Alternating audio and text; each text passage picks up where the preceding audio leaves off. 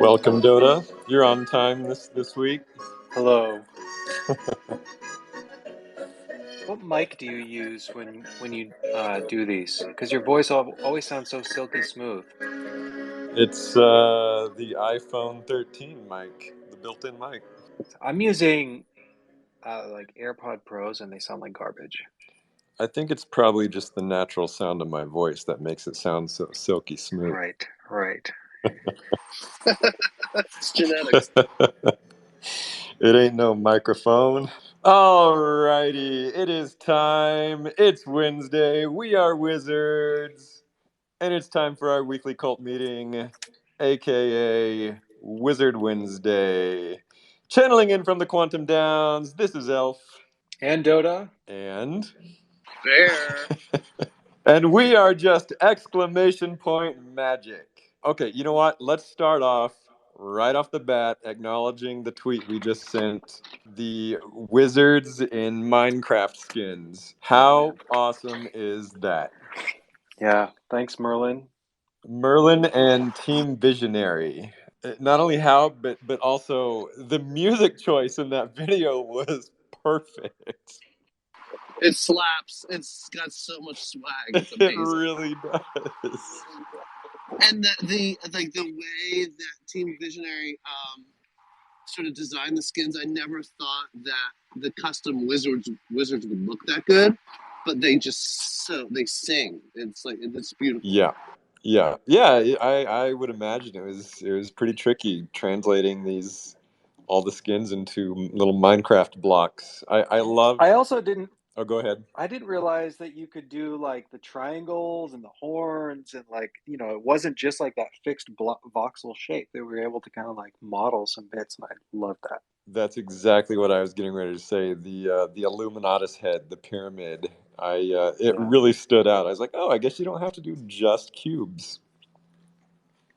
I love it. Yeah, very cool. Yeah, Merlin, if you're in here, once again, awesome job. And then I think I also saw that they've got pony racing in this build as well. Oh yeah, absolutely, and flying race. Unbelievable. I mean, they're building the Runiverse faster than we can. Yeah, no, it's. I didn't want to say that out loud, but yes, maybe a little bit. So it's all part of the plan is to have all these expressions. Yeah. And I just want to say, like, I get up in the morning, and I actually go into that Minecraft server. I've been in it a bunch of times, and I just sip coffee and I walk around, and it's just beautiful. I feel at home. That's amazing. Yeah, I'm gonna sound like a grandpa, but I don't understand how people build in Minecraft. It looks so difficult to me, but I watch like 8-year-old kids do it, and they just do it so fast. It's beyond me. I don't get it. I wanted to give an update on the comic. The update is, damn, it's looking good. You guys have been paying attention, right, Baron Dota? Yeah, I agree. Paying attention, awesome. Yes, definitely paying attention. More than paying attention. Yeah. It's here's what I love, which is Augustin, the artist. He's not just good at drawing. He knows how to tell a story with drawings. Like that's a totally separate skill. And he is an absolute professional at doing that. It just the choices that he makes in every panel to tell the most interesting story possible. It's just he's so good at it. I mean, you can tell he's a professional storyboard artist. So yeah, I mean, he's doing awesome. And then we've got a couple people helping us color. The color is looking great. And the covers. No, the color. No, I'm saying, but also the color. Oh yeah, as well. Yeah, for sure. And then there's the whole cover thing, which I don't think we've discussed this yet, but I think we're allowed to discuss it now. Basically, I guess you could call it the tokenomics around this. It's not really tokenomics though, but Actually, Bear or Doder, do you guys want to explain it? Well, yeah. So I think one of the things we set out to do with this comic is to have like we want like a paper version to be in people's homes, so that way you can like read the comic. Yeah. And we're giving it away for free instead of trying to like turn it into kind of this sort of like high end exclusive. Oh, there's only 1,000 copies. We really want the stories to be enjoyed and not to like over financialize it. Yeah. That said, we also wanted to use it as a way to like help people understand NFTs better, get into NFTs, and so yeah, our current plan is basically to create a few variants of the cover, and then to let people mint those, essentially for free. So again, the same idea is that it's these covers are not going to kind of be these like rare items insofar as like everyone here kind of understands like if we have like we'll probably have like four ERC 1155s, and then it's an uncapped supply, so it's not like exactly going to be sort of this like token that you flip, but more like, let's say maybe we might call it something like a Pope or something where it's like if you're just getting your first NFT, you can kind of come and just try it out and learn. So that, yeah, I think that's the core. Yep. Yeah. So just to recap, physical book, but in the back of it, I think there's going to be like a QR code where you can mint like a free cover variant as an NFT. That's playing right now. Yep. Yep. Yeah. Yeah, and then just also, this. Okay, go ahead. Yeah, go also, ahead, Bear. just real fast. Yep. Something that I think is going to be really fun is like we're talking to a bunch of actual comic book stores, so we're going to be giving them away at some big events this year. But we're also going to have them in proper comic book stores. So if you all like live near a comic book store and if you go there and you love it and comic book stores are always looking for new products. And things to give away for free. And so if you have a store that you love and you want to see it in it, let us know in the chat or DM us and we can take care of business. Yeah, and we're printing around 200,000 of these. Is that right? Yeah, I mean, just to that, like Bear's the one who's mostly been like figuring out all the logistics for this, and you found some interesting statistics for comics. Like didn't you say like an average like DC Batman comic only prints like I don't know 20,000 or something like that? It's a little bit more, but I do know that the number that we're looking at is like on par or more than what some of these big high, like these big broad Marvel DC comics do for sure. I mean, 225,000 copies of a comic is like kind of an insane run. We're giving them out for free, which kind of reminds me of what's that Richard Pryor movie where he inherits Brewster's Millions? Have you guys ever seen that? Yeah. And the whole premise is like he inherits a boatload of money, but he can only keep it if he spends a lot of money, like a certain amount of money. And it's really hard to spend Yeah. that amount of money. Although I think I could probably spend a lot of money pretty quickly. But the reason I bring it up is because it's actually not easy to give away over 200,000 comic Yeah. books. Like just to Yeah. like get them out into people's hands, not easy. Yeah. And so it takes a lot of planning, street teams, being in the right place at the right time to do that. And so it'll be a fun experiment. And excited to get them into people's hands, excited to get them into the Colts' hands and beyond. And didn't you also say you discovered that there's only like 400 comic book stores in the entire United States? Yeah, I think the number was like 350 comic book stores in the domestic, continental United States, which is like upsetting in some Yeah. ways, but it's also like okay, well that I feel like we can get into a lot of those. Also, it's not like Right. 3,000, but it is. It is a niche art form that I think is actually picking up a lot of steam. People have this nostalgic sort of draw to the 70s, 80s, and 90s, and comic books are a big part of that. You can see a lot of people, getting back into Pokemon as adults, getting back into trading cards, all sorts of these like nostalgic collectibles. Yeah, yeah. The comic for me is like it's sort of emblematic of one of our biggest missions in 2022, which is to like get Wizards in front of the mainstream. And with a lot of these little strategies, we're not necessarily trying to make money on it. We're just trying to get Wizards into the zeitgeist. So giving away 200,000 comics for free, I think, is really going to help do that. I think a lot of people would look at every single sort of sub project within their larger project as a way to earn money, and I'm proud of us for like prioritizing what we think is important. And that is just like spreading the word, Yeah. It's easy to get caught up in like trying to like squeeze as much money out of something as possible, and I'm excited to sort of not take that approach. I want to talk about. I gave an interview to Nifty Island this week, and we talked about metaverses. And so I want to do a little bit on metaverses. I also want to talk about. We have a little tiny few comments on ponies, a few comments on the DAO, and then I want to talk about the Gucci thing. And then we have a lore reading from Hin Boyd, and then a bedtime story from Sharon, which I'm really excited about. Oh man, so that's your little like candy to stay till the end. Yeah. The bedtime story by Sharon will be the highlight. Yeah. But I'm excited for Hin Boyd's lore as well. But yeah, but before we do all that, Bear, would you like to give us your weekly update from the Bear Cave on the beach? Update from the Bear Cave. Okay. Hold on. Yeah, Okay, I was let me try waiting. that. I was waiting. Okay, yeah. For that intro. Okay, yeah, I messed it. Okay, let me try that again. And now it's time for the weekly update from the Bear Cave on the beach.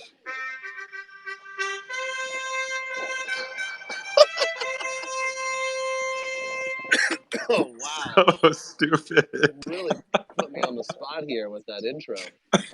Okay. Gosh, well, I mean, some boring updates. We're getting some furniture in there because I'm in an empty room, and I don't want it to look pathetic. So I'm like trying to spend some time getting some chairs and the TV. Just got a little mini fridge. I know you guys are on the edge of your seats with my furniture updates. Um, no, but also. I appreciate all the support on like the TV show writer showrunner front from the community. Definitely have some really awesome meetings lined up for this week and for next. One in particular that I've worked with personally in the past that is behind some of like the biggest franchises out there in terms of film and TV, and he's really interested, and so spending a lot of time doing that. The publishing front. Uh, Not to go too heavy on books on this Wizard Wednesday, but there's some really cool conversations happening around creating a proper book that will sort of incorporate a lot of the work that's being done by the cult, as well as sort of the behind the scene details of how we're building out the world. So that's really cool to be talking with publishers who are excited to be working with us is really exciting. A lot of contracts, not that exciting. I don't want to sort of tease out some of the stuff that's like hanging in the air, but there's a lot going on in the bear cave. I'm not hibernating. I'm active. I am eating a lot. So yeah, that's my update. All right. Yeah, I just wish we could reveal the amazing thing that Bear did a few weeks ago in regards to the trailer. But I guess that's gonna have to wait. Oh yeah, we cast someone really special to be the narrator of the trailer, and I think everybody's going to be super excited once it's revealed, and that person is like very excited to just be a part of the cult. This isn't just a gig for them. This is something that like they feel pretty passionate about, and it happened really quickly and organically, and so. I'll shout out to some cult members that played a part in that as well, and so yeah, we'll be talking about that soon. No, this person is perfect for that role. You guys are not just going to be excited; you're going to flip the f out. I mean, I know I did. And so, just to reiterate the timeline on this, it's something like work. So the things we have planned coming up are beasts, which I think, not to put too hard of a date on it, would be sometime probably in, I think it's going to look like April right now. And then we'll do the trailer just before Warriors. And then we'll do that sort of like when we're ready.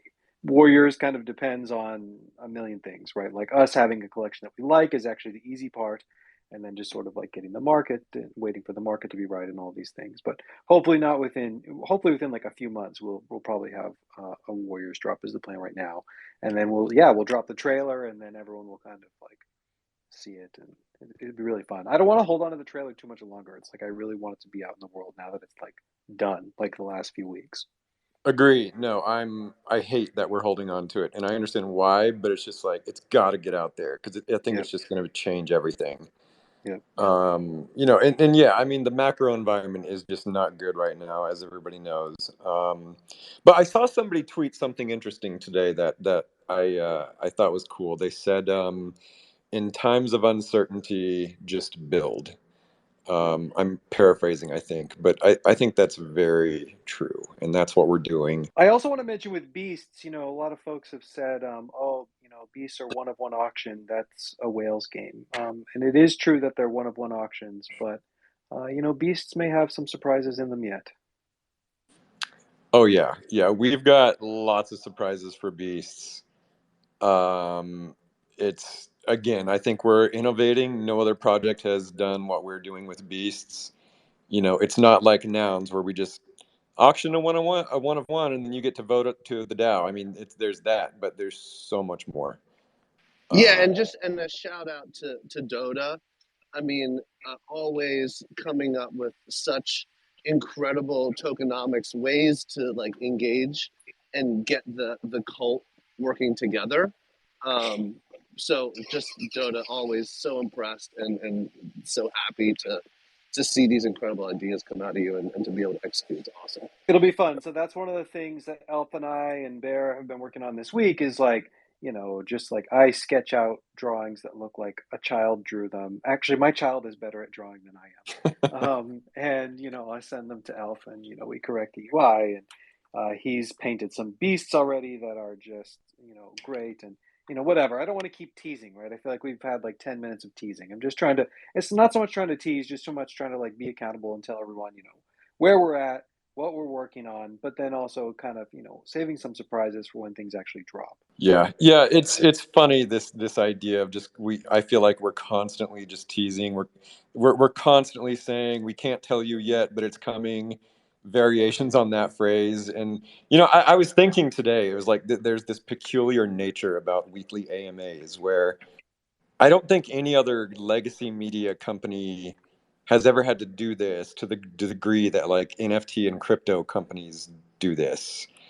Um, where they do like a weekly AMA, and so you're like pressured to like have like new news once a week, whereas like Steve Jobs would only do a keynote when he actually has a product that's launching, but certainly not every week. And I feel like we just come on here every week saying, yeah, we're doing this same thing we told you last week, and it's in progress, but I Yeah, promise you it's coming. takes more than a week to sign a celebrity to and make a trailer. Yeah, exactly. Surprise. Yeah. But yeah, but I'm also glad we do these AMAs. I think it's overall a really good thing. Yeah. And I enjoy doing it. So, Zela Soul, what's up, man? Hey, sorry, I just jumped in right now. I missed like the first like 15 minutes. I was wondering if you guys have gone over the Gucci grill with Wizards yet. Not yet, but we will. We have not actually. Do you want to talk about that right now? Yeah. Yeah. Well, do you want me to just explain like kind of what I know, or should Yeah, you guys sure. To be honest, I don't know a whole lot about it, so go for it. So from my understanding, because Wizards are part of like the like 10K Grail thing that's going on, Gucci has partnered with them recently, and they're doing like custom PFPs for anybody that got the Grail mint pass and that are minting their PFPs. So Wizards are going to get are going to be like dressed in Gucci outfits for their PFPs. Yeah, it's super dope. I love it. Yeah, I mean that's what I thought. And I love Tin KTF. I love Wagmi-san. And yeah, and we've got a lot of like friends there. But I always thought it was just because Wizards just look so damn fashionable. That's why Gucci wants to work with us. I mean, we were in vogue after all. So Yeah. So yeah, things are definitely starting to pick up momentum for sure. Like people's starting to do official tweets about them and whatnot. My only question is, are you guys going to be able to do like walk cycles for the new outfits? if it's only one outfit, I think that's probably doable. Yeah, it's funny. I don't know anything about high fashion. I could not tell you the difference between Prada and Louis Vuitton. But after this Gucci thing, I started seeing it on Twitter. I looked at Gucci, and they got some pretty cool stuff. And I'll just say, like, I might get myself a Gucci tracksuit if it's got Wizards on it. That's all I'm saying. Yeah, this is definitely a good move for Wizards for sure. High Yeah. exposure coming in. Yeah, I think, I don't know. I mean, Delaware Bear, do you have anything more to add to the Gucci thing? No, I don't know. It's just we know the folks there, and they've been really like friendly and welcoming, and we'd love to be involved. But I think I don't really have any information more than that. Yeah, it Yeah. looks like there's basically going to be like Gucci's first pixel fashion, right? So that's Oh, exciting. we have a really good spokesman. Like I call him the voice of 10KTF. He covers the project really well, does daily recaps. I mean, if Diamond Hands wants to come up and say a few things, he's probably the best resource for information. He does like daily recaps on them like every day. Hey, blessed to Hey, be here on a Wizard Wednesday, y'all. Thanks for having me. Yeah, welcome. yeah, of Yeah. course, Appreciate it. Yeah, so with this 10KTF Gucci Grail collab, it is a collaboration. So 10KTF and what they do is separate from this other Gucci Grail, this collab. We've kind of talked about a few things as far as a possibility of a moving artistry into the future. So we might just be partnering with Alessandro Michele right now, and then moving into other artists because Wagner-san might be decentralized himself. Looking at the possibility for future collabs building out of that. So some people are kind of confused that 10KTF and Gucci are the same thing, and so making sure that people know that it is a collaboration. For the time being, it hasn't been discussed as a full-time partnership. And so those two things are a little different. But yeah, if you're a part of the 10KTF ecosystem with all the parents that are involved, 11 different parents, you'll be able to mint with your Gucci pass and your parent, and then your parent would be dripped in Gucci from there, and you can choose out of the Aria collection or was it the love parade, the Gucci love parade, and the Aria collection's more of an equestrian vibe, and then the love parade has more of like a summer frills and flowers type of like they have like cool shades on and stuff. It's a lot more laid back cowboy stuff. And you'll get to choose out of those options, I believe, 6 different sets of clothes. So it's not just going to be the 1 or 2 sets. There will be a couple variances within there. And then thinking about the possibilities that this builds out into with runways, having Wizards on the runways, Gucci drip. Just thinking about like where Hype actually trying to go with Yes. thinking about the possibilities to bridge this out. Now, one thing that I noticed, so yeah, I do a lot of research for background research for the community over there, try to hold it down for everybody so they can understand this moving NFT mystery, right? But that being said, looking at and that there's future opportunities in the roadmaps of Gucci Vault and 10KTF. Like just holding these will give you future opportunities, but neither of these projects have roadmaps yet. And so I'm like, dude, this could be something that is, I mean, it could be something, right? Probably nothing, but could be something. I never want to say too much, but there's some crazy things going on in the background. And I think I've said enough. If anybody has any questions, feel free, but couldn't be more blessed to be here on a Wizard Wednesday. Thank y'all so much. Yeah, Thank you. Wizards on the runway. I like the sound of that. Yeah. Yeah, I guess I do have to make these walk cycles, Zelasol, because they got to strut down the runway. I also like the idea of equestrian clothes. I mean, that's perfect for the pony. So,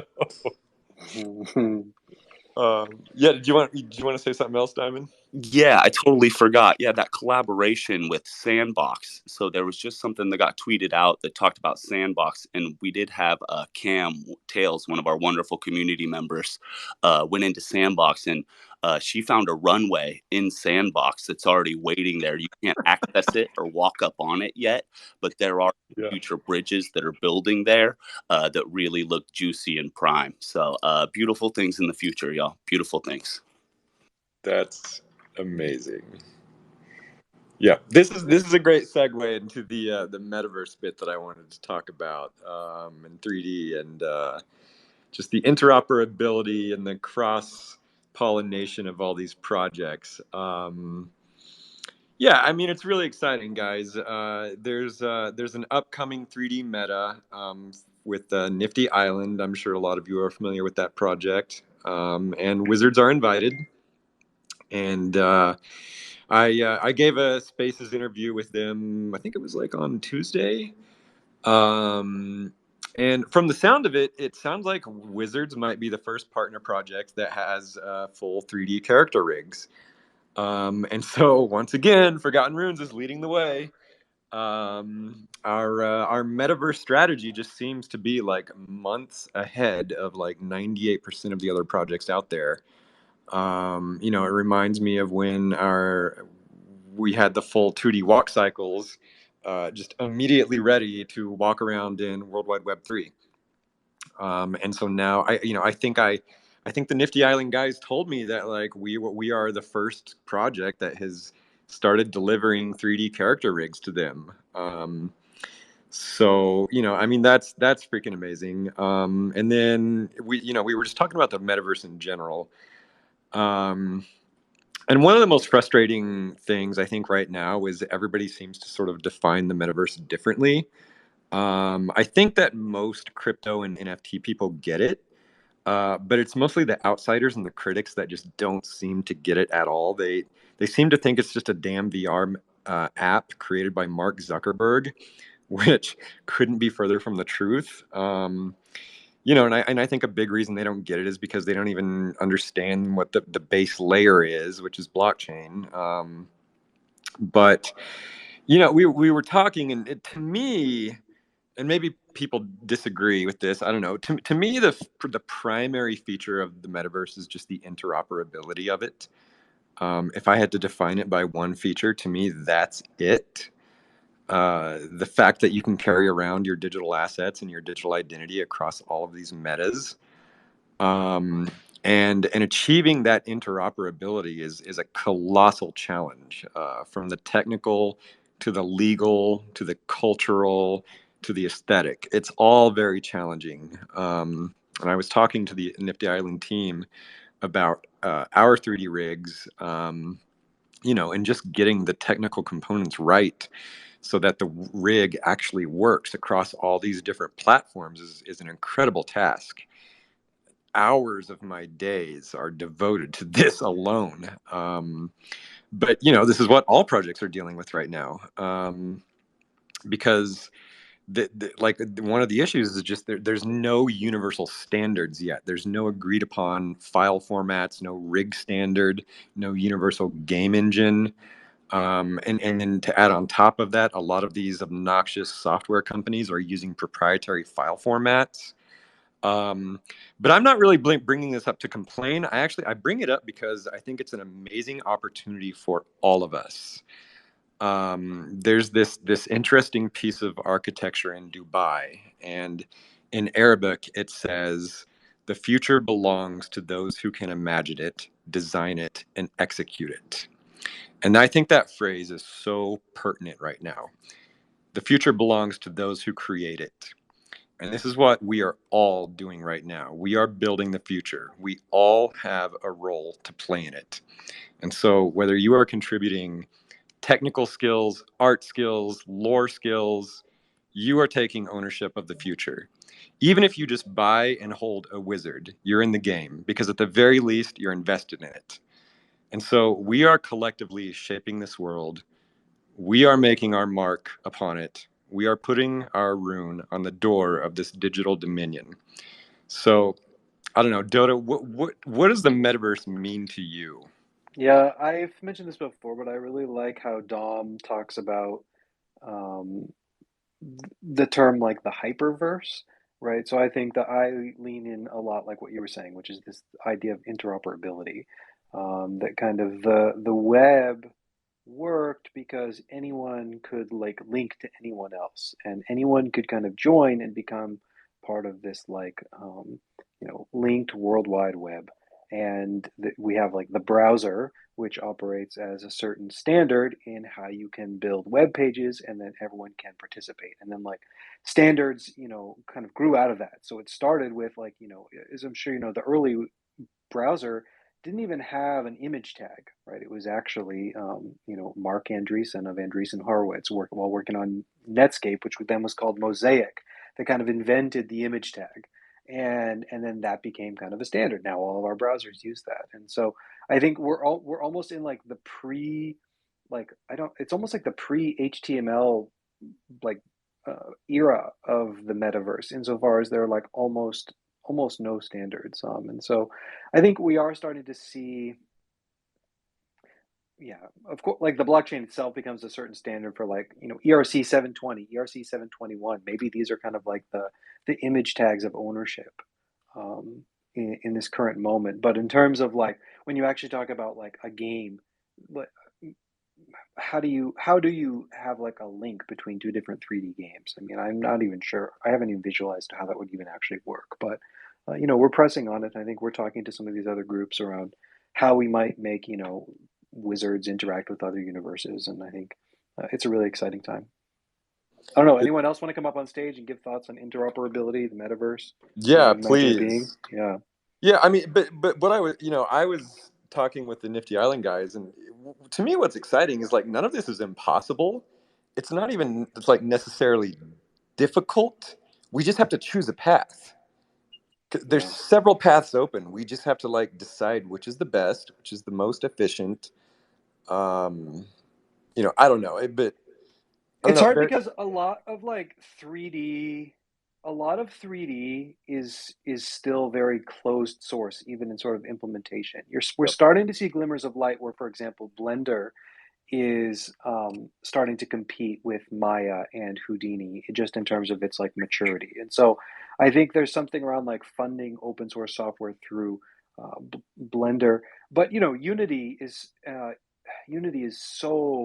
so far ahead of kind of like other open source implementations. I guess maybe so. Unity is a game engine. The other ones would be Unreal Engine, and then the third would be Godot, is one that's also really popular. And we're making headway in terms of game engines that are good, but the commercial versions are so much better. And so I think there's something like that needs to be established, which is like um, better open source software if we're going to have like a full stack end to end that's like an interoperable meta, because obviously like centralized companies are always going to try to like set up a walled garden, Yep. right? You have to log into Facebook to use your Oculus, that sort of thing.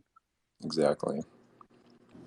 I know Fabian Vogelsteller, he created the standard for the ERC 7 or the ERC 20 and a few other standards as far as blockchain, and he's getting ready to launch his personal blockchain called Luxo, and he's focusing on the creative economy, where he's trying to make like the blockchain more accessible to people that want to do things like as far as social media, and he's really focusing on decentralized identity and stuff like that. So I think over like this next year, 2022, we're going to start seeing a lot more things that are capable as far as that domain. Dudder, do you want to say something about? I have a thing on ponies, and then you have a quick thing on ponies. Yeah, so well, I mean, just one thing with ponies is this idea that like you need to mint your ponies. You have 2 weeks left. You have until March 31st to mint your ponies. So, if you kind of know that like, your merch box is like on a shipping container at the bottom of the ocean, then reach out to us and we'll like work it out for you. But I'll post an announcement in the Discord But basically, there are a good number of ponies left that haven't been minted that are going to be minted. And, maybe people have questions about like, well, what's going to happen with them? And the first version is just like the team is going to hold on to them for now. And then, if we decide to maybe raffle some off, maybe we do that. But the point to you I want to make right now is if you were waiting to mint your pony, you need to do it. And the question you might ask me is why? Why can't I hold my code forever? And it's really two reasons. One, the minting experience as it exists right now is centralized insofar as like I run a service that allows you to mint it. That's how we were able to organize the QR codes and the coupon codes kind of and mail them in your box. So there is kind of this like problem that we need to like sort of shut that down and have the minting completed. The other kind of maybe more important part is I want to put all the ponies on chain like the wizards are on chain. This last week we've seen gas down to like whatever 10 GUI or whatever, and it would have been very cheap and very convenient if I had had them all minted already and to put them on chain. And so yeah, we basically want the persistence story of ponies to be the same as wizards, but when there are kind of outstanding ponies that haven't been minted, it makes it sort of like messy because you have only like 3/4 of the collection, which doesn't quite work as the same as 100% of the collection. So all that to say, you have 2 weeks, mint your ponies. Yep, March 31st is the deadline, and then the pony gate closes. And then speaking of ponies, so we are in the process of doing the walk cycles for the ponies so that the wizards can ride them.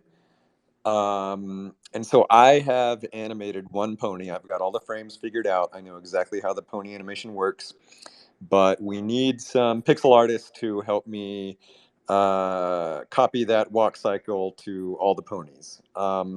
So I'm putting a job offer out. If any pixel artists out there want to do this work, I'll tell you right now, it's very sort of mindless grunt work. It's not necessarily fun, but the job is paid. So if you want to help me just finish these ponies walking, DM me, and we will pay you for your time. Yeah, and if you know anyone, send them our way. The walk cycles are really funny because you pixel art, while it's lower resolution, it's so easy for it to look just awful. And so you need an artist who actually is like a very talented artist at kind of, let's say, high res, regular art. But then at the same time, they're so tedious that you have to be willing to like perform the grind, which is kind of like the opposite of why an artist becomes an artist in the first Yeah. place. And so, Yep. and so that's one of the reasons why, Elf and sort of people from the cult have been kind of the people who were even able to complete the walk cycles in the first place, because you kind of have these like people where those three things intersect, like artistic skill, and a willingness to like work through the grind. So Yep. yeah, so Yep. Yep. Yep. And then let's see, we got 20 minutes left. I want to make sure we have enough time for lore readings. But oh yeah. Dota, did you want to talk about the DAO for a little bit? Yeah, absolutely. So, I mean, the short of the thing is the DAO is that it's going to be a bit of time before that organization is like really operational. So, really, one of the things that's kind of going on behind the scenes is we're working through like a proper legal framework. We expect this DAO to be really like a significant force in terms of content, but at the same time, that means we really want to like make sure it's done properly. And you might ask me, you might say, "Oh, but wait, Dylan, like, didn't you think of this? Didn't you think this through before you like tracked everyone down and you asked them to like start it down in the first place?" And the answer is, like, yes, I thought that I did, but it turns out I didn't think through it enough until we'd like put this council together. And so, what do I mean by that? So, like, I try to keep up with crypto law as best I can, but really, what I was expecting we would do is we would say, "Oh, Wyoming has a DAO law. We'll use that DAO law." But it turns out it's not really so simple. Really, and if you look at a DAO and you think that it's actually as simple as just kind of starting up a Gnosis safe, um, it's not. Really, when you look at a DAO, we see people doing it all the time, and one of two things are actually happening. Either one, they're basically like a serious organization that they like took the time to kind of like deal with the legal consequences and whatever, start a foundation or an LLC, and it's just like behind the scenes and you haven't seen it. Or two, they're just like winging it, which means that both like the members on that multi-sig and even the people who vote in the multi-sig are basically exposed to risks that like just haven't been dealt with because they're brand new. So like without spending too much time on it, there's basically three risks, right? So one is taxes. The other is like liability issues, right? If someone like sues the DAO, who's like responsible, and then the third is like securities issues, right? So like taxes meaning like what jurisdiction is this like organization under? Who do they, what god do they pay tribute to? And you have to kind of establish that. The DAO, the multi-sig signers, as I understand it, though I don't know who these people necessarily all are. Several of them are U.S. persons. I am. And so there's an issue there. Second one is just like liability. You don't want sort of the multi-sig signers to kind of be on the hook, like personally liable for like unlimited liability. And then the third is just securities issues, right? We've always been really careful with Wizards that like it's about lore, not floor. And like, we don't have a token. We're really trying to build this collaborative legendarium and build these like stories and an art project and avoid any kind of security issues clearly. And so when you start a DAO, like there are things you have to think about, which is like, well, what does it mean if you like have a token that people can vote for? And so there's basically I guess my main point is that like the org can't really function until we figure those things out. It's for us, it's the people behind the DAO are actually extremely talented and like very organized, as I'm sure you saw from the docs. It's like actually pretty straightforward for us to just like send ETH to someone and organize like getting art made. And so I think in the interim, really what we'll just do is have Magic Machine kind of play that role because we have our own money and we can fund it, and like we'll work with Chuck and Nalgene to work through a lot of the same art process to keep it moving. But in terms of like the funds that like came to that multi-sig, it's going to be a bit of time. It's going to be a bit of time, like on order of like weeks before that money starts moving. So just keep an eye on it. Give us patience. I think if you kind of hear that and you sort of feel that, the org is already ineffective or something, talk to me. I'm happy to kind of like talk through the details in person. I can tell you that for sure the people behind this are like extremely effective, but there's just basically these like legal alignments we have to put in place before we can do it. It's really my mistake for not like getting those in place before we started this process, but really we're on the border of something new. Some of the solutions that have been published on how to do DAOs properly even were published as late as this week. And so, we're going to build an important large organization, so we're going to do it properly. One other thing on top of that is the job post for the DAO scribe, it's still up. So like, thanks for everyone who applied. You still have until the end of the week to send your application. Like we're still going to be like using that person. But the actual sort of action of hiring someone will be pushed until we have a legal framework. But we're confident we'll figure it out. And if you're interested in that job, apply. Dota, two things. First of all, you're being way too hard on yourself about not fully understanding the law, because the lawmakers themselves don't even understand the law around this shit. So, yeah. So come on, dude. Yeah, we've met with a lot of lawyers, and they're like, some of the things that they tell us, they're like, well, you can start an LLC, and so then there's like people who are like on the like, as partners of this LLC in like a normal way. So now you basically have a centralized company that's taking signal from token holders, which there's kind of a question of like, well, how's that different from Magic Machine doing it, blah blah blah. And then there's another way that you can do it where they're like, or you can have this sort of like illegal organization that's not illegal, but it's like outside of the law. And then they're like, depending on how you slice it, I don't need to bore you with the details. Depending on how you slice it, there's different like sets of liabilities, tax constraints. And so it's like really just navigating that. I talked to some folks from Nouns DAO, how they're doing it. I'm talking to folks from other DAOs. What's great about crypto is when I start like, tweeting my complaints about it, my DMs are full of people who are willing to help. And so I know that we'll get it figured out.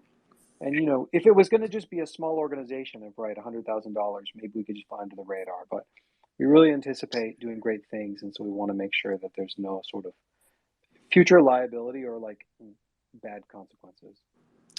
The future belongs to those who create it. All right. And with that, let's pivot to our lore readings. Now, I think we have Yeah, I Hinboy did have just and one Jay. quick question, if you don't mind. Yeah, sure. Hey, Oh hey yeah, sure, everyone, yeah, it's yeah. J-Mander. I'm And not sure if Boy's I've up here chimed in too. before, but what's up, everyone? Yeah. Hey, Yeah, Jay. Dada, I had a question on that. There's a lot of like personal ideas I have, like project-wise or maybe DeFi-wise. Are there any plans to have the DAO kind of be able to act as like an umbrella org for wizard-based projects? Maybe so that like each individual doesn't have to take on so much risk. Wizard tokens are like not securities and not investments. And so like I don't want to be on the board of an organization that gets involved of like NFT-fi, right? So it's like DeFi and NFTs, for example. Like, Magic Machine doesn't LP like wizard tokens, for example, because like we're not trying to like over financialize or financialize the wizard tokens. Like we're very sort of like it's not our mission to turn wizards into a financial product at all. And so I think that like right now, this multisig, I'm a signer on it. And so there's like kind of um, I don't know that that will always be the case, or like it's if I'm on the signer of that thing, then like I don't anticipate voting for that organization to participate in DeFi with NFTs. If you hear what I'm saying?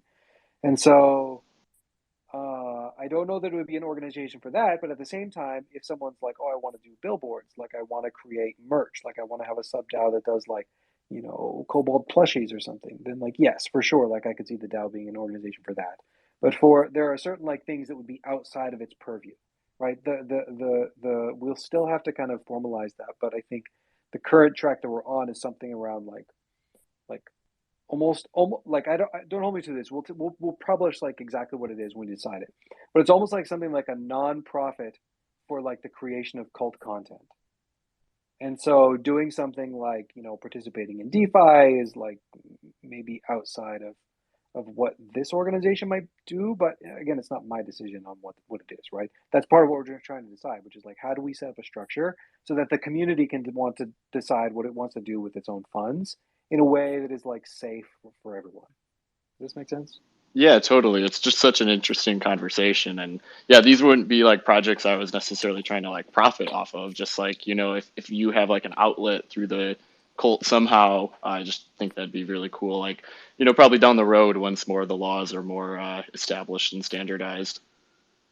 Yeah, and the good news is that like as much as kind of this multisig was created with kind of the intention of like helping the cult, um, we didn't ask anyone's permission to do it, and that's part of the spirit of decentralization, right? Is that like, okay, maybe not being under the umbrella of this org, um, you don't get the help of the organization being set up, but at the same time, someone who just uses the tokens in a way, howsoever they choose, according to the rules of the blockchain, gets the freedom to do whatever they want. They're not bound by the same constraints, right? And so the tokens exist on the blockchain, and anyone can do whatever they want with them insofar as it obeys, the smart contracts. So there's Yeah, a freedom totally. there. I use like the swing set analogy to a lot of people. Like you install the swing set and you're not really responsible for like who comes along later and swings on it. Like you just kind of put it up there. Right. So yeah, Henry, and then I think Sharon, right? Sharon, if you want to put in a request to speak. But Henry, do you want to go first? Yes, sure. Thank y'all for having me. I signed up months ago for this lore reading, and real excited. And I had so many decisions to make on which wizard or pony to use, and so I went with the first one that I got. And the first lore that I wrote it a week after the deadline for the Sacred Flame, so I never got a Sacred Flame. But thinking on what Elf said about the future belongs to those who create it. I wrote this lore, and some of the things that I wrote about in there have come true, and maybe it's a picture for what is to come down the road. I don't know, but it was a lot of fun. His name is Druid Merlin of Dreams, and his familiar Bun Bun of the Dirt, number 7238. Here we go. Merlin, a middle-aged wizard trained in the classical Druidian magical arts, he has perfected the spells that create barriers that reflect attacks, cast weapon enchantments which temporarily steal magic powers from others, and spells granting temporary invincibility. Merlin is a master of force use magic and can move objects of great size and by his powerful neon green force beam that he emits from his dumb stick.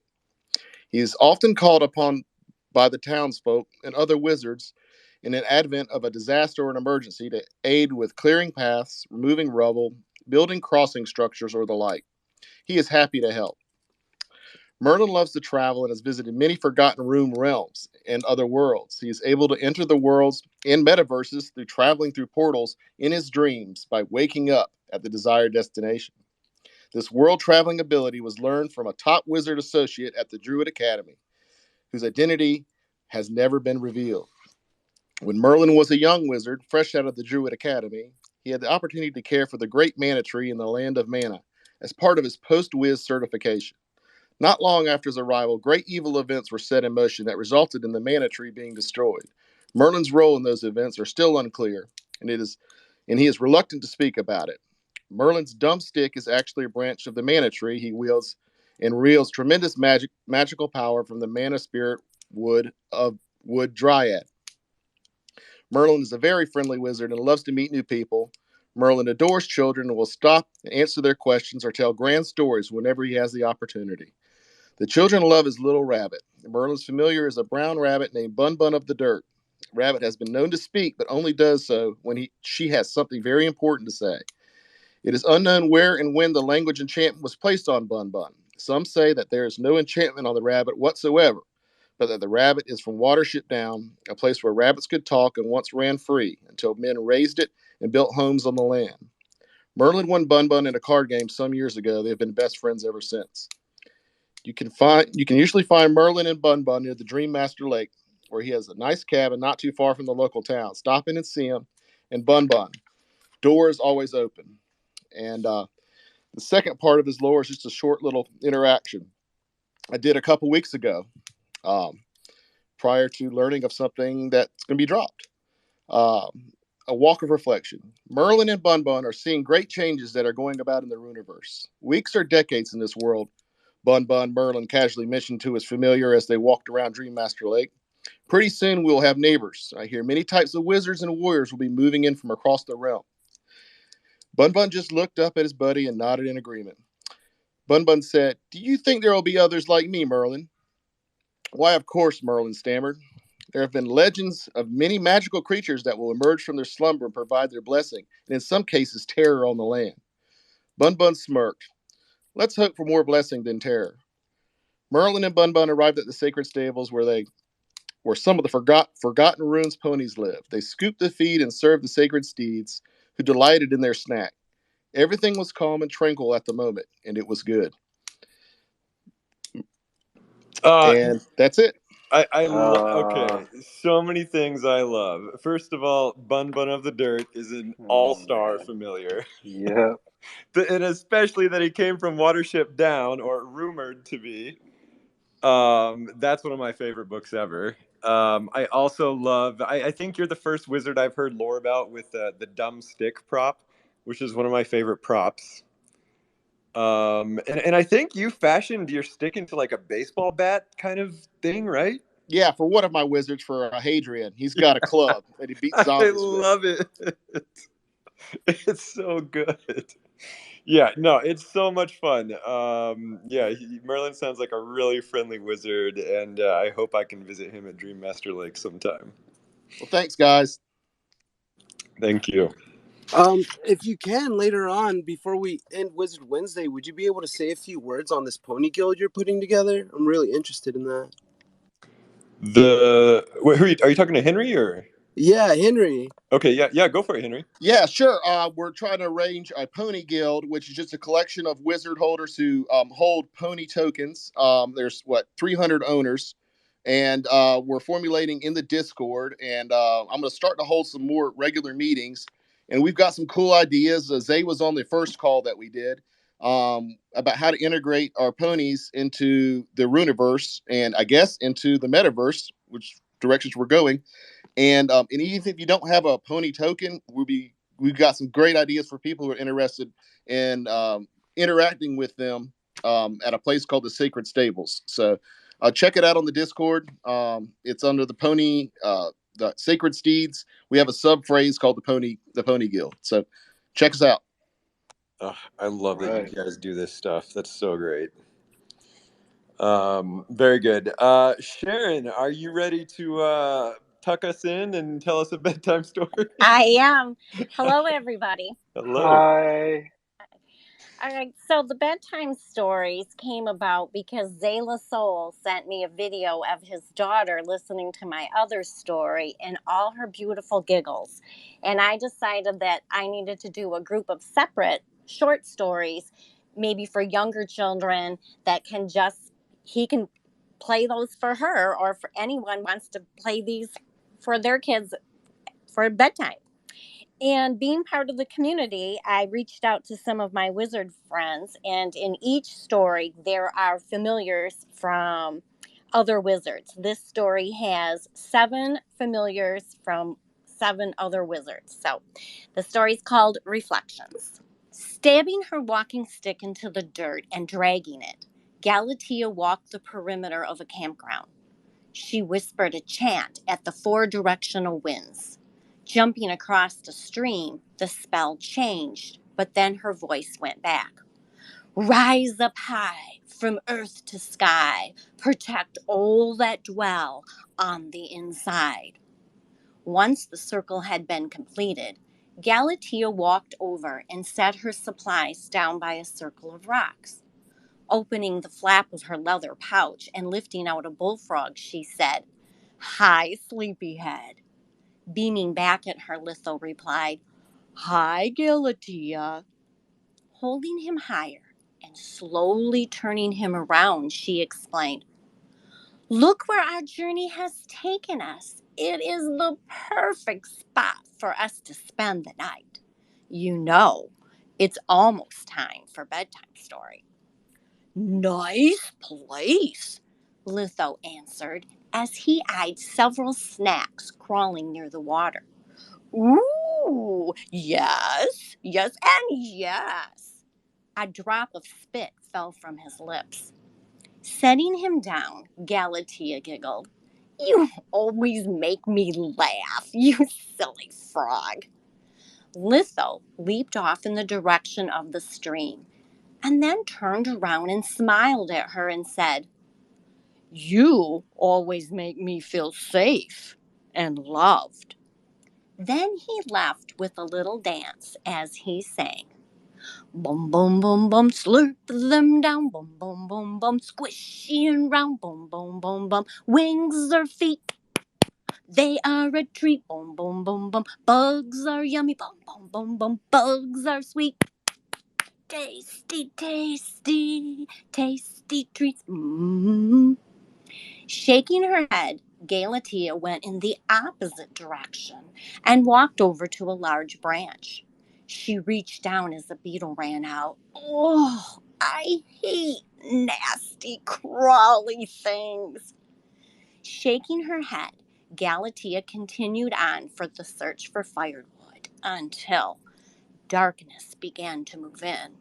Her arms heavy with wood, she walked towards a circle of rocks and noticed Litho bounce back. Dropping the wood, Galatea mentioned, I've been thinking, for story time, I want to share a family story. Patting the ground, Litho replied, Galatea, come over here and tell me a story. Rubbing bits of debris off her arms, she sat on top of her bedroll. At home, on the first day of winter, we would wear something special and head into the village. I like to wear my dark rose velvet shirt, which is embroidered with different colors of snapdragons. Litho asked, Well, what did you do in the village? Arriving, the breeze greeted you with the scent of rosemary. It is our custom to use these sprigs of evergreens to summon the spirits of good fortune and health for the new year. Families brought dishes of food as an offering for their support of the community. People wished each other well as they tasted spicy and sweet foods placed in various locations around the town center. Eating all day? You are my kind of people. Did you do anything else? Yes. When it got dark, we would sit around a bonfire and sing about our history. I look forward to the lore of the heath. Yes, there's nothing better than a good lore story, Litho mentioned as he watched Galatea stack the firewood from largest to smallest. Galatea, your story reminds me of a celebration my family had. Galatea turned around and smirked. You're kidding me. What do bullfrogs have to celebrate? Litho's front lip rolled out and he glared. Pointing a toe at Galatea, he said, We have special celebrations. No way. Bullfrogs have special celebrations. We do. And you shouldn't make fun of me. I am sorry. I should not have made fun of you. Please tell me your story. Litho leaned in. Bullfrogs celebrate the winter solstice by selecting their favorite place to hibernate. You stake your claim by squatting down and croaking your song. Mine sounds like this. Roo, roo, roo, roo, roo, roo. The celebration continues until the entire family has become a choir and the day is fading away. Ooh, then my favorite thing happens. You burp. No, I don't burp, but okay, you're right, I do. But that's not my favorite thing that happens. I stand up, point my toes, drilling them down into the squishy mud, shoving myself as far as I can go. Then I move my legs back and forth like I'm doing a little dance. I gotta make room for my butt to slither down. As I get into a comfortable sitting position, the mud oozes in around me until I'm all cozy and nice, and That's great! The mud tucks you in for the winter? Replied Galatea, while standing up and leaning over the woodpile. Snapping her fingers, she chanted, Fire bright, but no smoke tonight. Flames erupted through the wood as she opened her bedroll and asked, Is there anything more to your story? Absolutely. In the spring, when it rains, the sun warms up the mud, you wake up, the rain washes all the dirt off of you. Animals of all kinds get together to eat, lullaby all night, and of course there are events. My friend Stuart, the albino mouse, leads a treasure hunt. While we search, he makes us laugh with a quick card trick or a bit of magic. Bun Bun of the Dirt usually wins at the game. Find your friend. The boy is so camouflaged. I have sat down right next to him and not noticed. He never even blinks. To find me, he calls out, Litho. I laugh. He yells, Found you. Jeremiah the bullfrog snaps his fingers in a rhythmic beat, and as he sings and directs the bullfrog quartet of Thaddeus, the Lone Ranger, and me singing those low notes down by the pond. Impy Jr., who's a ball of green slime, sashays around greeting everyone. And it is all organized by Splotch, the black cat. Since she doesn't hibernate, she is all winter to think of wonderful, mischievous activities. Nodding her head, Galatea poked the fire, put on another log, and said, Sounds like it was really fun. Fun times. Great memories. Litho stared at the fire for a few moments and then snuggled closer to Galatea. He laid his head on her foot. The glow of the fire reflected off his eyes, and Litho asked, Galatea, what are you thinking? I'm reflecting on how much we are the same. My family ate and sang songs like your family, your community. Except we're really different, too. Litho, being different isn't good or bad. It's just being different. Life is about finding others who accept you no matter who you are or what you look like. Galatea, most would look at us and say, well, what do they have in common? You have antlers and I'm a green bullfrog. Leaning forward until they were face to face, Galatea said, I care about you. You care about me. We are totally different in looks, but we are the same in so many ways. You are my family and my community now. Yes, I am. And you are my family too. Litho replied as he blinked away happy tears. Movement caught his eye. A centipede was headed towards Galatea's bedroll until it wasn't. Ugh, I hate nasty, crawly things. I know you do, Galatea. Good night. Good night, Litho, she replied while laying down.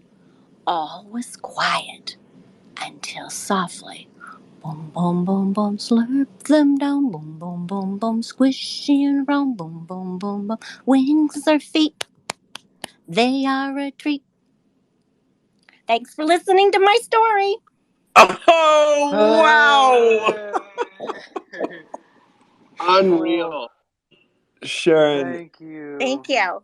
I cannot describe the emotions you made me feel during that entire story. Well, thanks. I'm glad I, you liked it. I I could, don't I don't know who I like better, when you do the Galatea voice or when you do the Litho voice, but I know I love when you sing in the frog's voice. thank you. I always say this is cock-a-noodle or cockatrice noodle soup for the soul. It warms me up. Yeah. Oh, thanks, Jay. Can't wait to That's share it with my great, man. daughter. She's gonna love this one. Good. I hope that giggle comes out. That giggle is very precious. Yeah, I'm so impressed. Sharon, I we love I it. don't know. We got to do something more with you. I don't know what it is, but wow, I'm so glad you're in the cult. Well, thank you. Thank you. I think we're out of time. Does anybody have any questions, comments, anything else to add? I think we're good.